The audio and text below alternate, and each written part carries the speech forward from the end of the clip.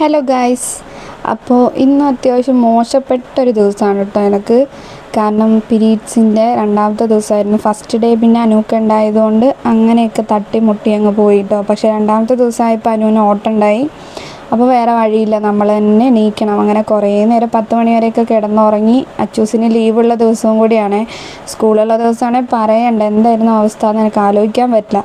അങ്ങനെ 10 മണിക്ക് എണീച്ച് പിന്നെ ചായയോടിയൊക്കെ കഴിഞ്ഞ് അനൂക്ക് പോയതിന് ശേഷമാണ് കേട്ടോ ഞാൻ പിന്നെയും കുറേ നേരം ഇരുന്നതിന് ശേഷം പാത്രമൊക്കെ അങ്ങനെ കിടക്കുന്ന കണ്ടപ്പോൾ പിന്നെ പാത്രമൊക്കെ മെല്ലെ കഴുകി തുടങ്ങി.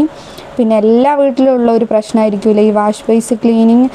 എനിക്ക് ഇഷ്ടമല്ല കേട്ടോ.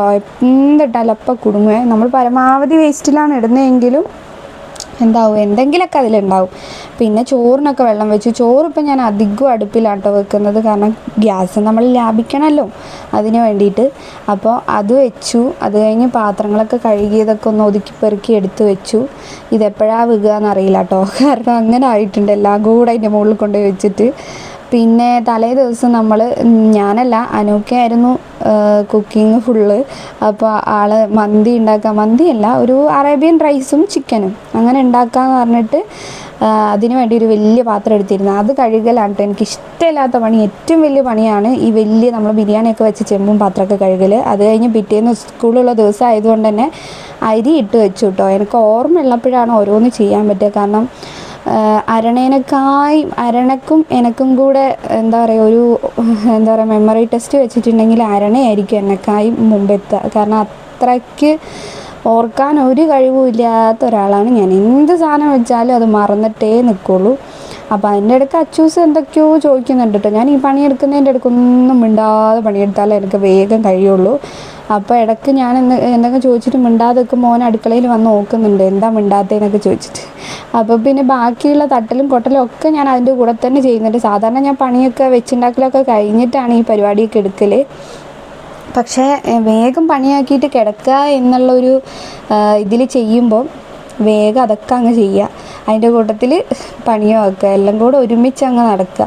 അപ്പോൾ ഇത് കഴിഞ്ഞിട്ട് എവിടെയെങ്കിലും കിടക്കണം ഇരിക്കണം എന്നുള്ള മനസ്സാട്ടോ എനിക്ക്. കാരണം അങ്ങനെ അത്രയും ഒട്ടും എന്താ പറയുക, എൻ്റെ മൂഡ് ഒട്ടും ഓക്കെ അല്ലായിരുന്നു. വയറുവേദനയും കാര്യങ്ങളൊന്നും ഇല്ലെങ്കിലും നല്ലൊരു കാലുവേദനയും അങ്ങനത്തെ ഇടങ്ങാറുകളൊക്കെ ഉണ്ടായിരുന്നു. വയറുവേദന ഇല്ലയെന്ന് പറഞ്ഞാൽ ഒരു ഗുളിക കുടിച്ചോണ്ടാട്ടോ. ഡേറ്റ് ആയ അന്ന് തന്നെ എനിക്ക് വയറുവേദനയ്ക്ക് ഗുളിക കുടിക്കണം, എന്നാലേ മാറുള്ളൂ. അതത്ര നല്ല കാര്യമൊന്നും കൂടി അതങ്ങനെയാണ്. അപ്പോൾ അതൊക്കെ കഴിഞ്ഞിതാ ബാക്കി അടിച്ചു വാരലും തുടക്കൽ ഞാൻ ഒരു 2-3 ദിവസമൊക്കെ കൂടുമ്പോഴാട്ടോ തുടക്കൽ. കാരണം നമ്മളെ കാർപ്പറ്റാണല്ലോ, അപ്പോൾ കാർപ്പറ്റിൽ ഡെയിലി തുടക്കാൻ പാടില്ല കേട്ടോ. അപ്പോൾ കാർപ്പറ്റ് വേഗം നാശമായി പോവും.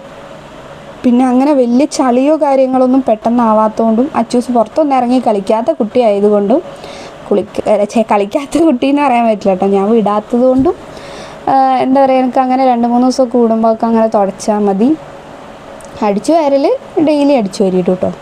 അപ്പോൾ അങ്ങനെ അതൊക്കെ കഴിഞ്ഞ് അച്ചൂസ് അവിടെ ഇരുന്ന് എന്തൊക്കെയോ കളിക്കുന്നുണ്ട്. ഇനിയിപ്പോൾ നാളെ സ്കൂളിൽ പോകുമോ എന്നുള്ളത് അറിയില്ല കേട്ടോ. അപ്പോൾ പിന്നെ ഇന്നലെ നല്ല ഹെവി ഫുഡ് ആയതുകൊണ്ട് തന്നെ ഇന്ന് ജസ്റ്റ് പരിപ്പ് കറി, എന്തെങ്കിലും മുട്ടയോ പപ്പടോ അല്ലെങ്കിൽ ഉണക്കോ അങ്ങനെ എന്തെങ്കിലും പൊരിക്കാമെന്ന് വിചാരിച്ചിട്ടോ. എനിക്ക് അങ്ങനെയാണ്, നല്ല ഹെവി ഫുഡൊക്കെ തലേന്നാണെങ്കിൽ പിറ്റേന്ന് ലൈറ്റ് ആയിരിക്കണം, ആ ലൈറ്റ് കഴിഞ്ഞ് പിറ്റേന്ന് പിന്നെയും ഹെവി ആയിരിക്കണം, അങ്ങനെയൊക്കെയാണ്.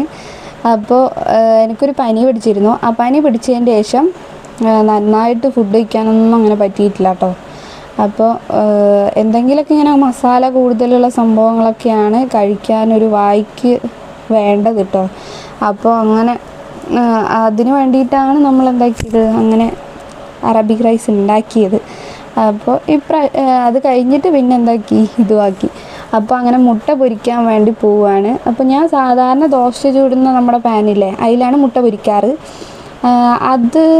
അതിലെന്താ പൊരിക്കാത്തതെന്ന് വെച്ചാൽ അത് കുറച്ച് വലുതാണ് കേട്ടോ. ഞാൻ പുതിയതൊന്ന് വാങ്ങിയതാണ്. അപ്പോൾ എന്താക്കി ഇതിലൊന്ന് പൊരിച്ച് നോക്കാമെന്ന് പറഞ്ഞിട്ട് നമ്മൾ ഇതിലിട്ടു കേട്ടോ.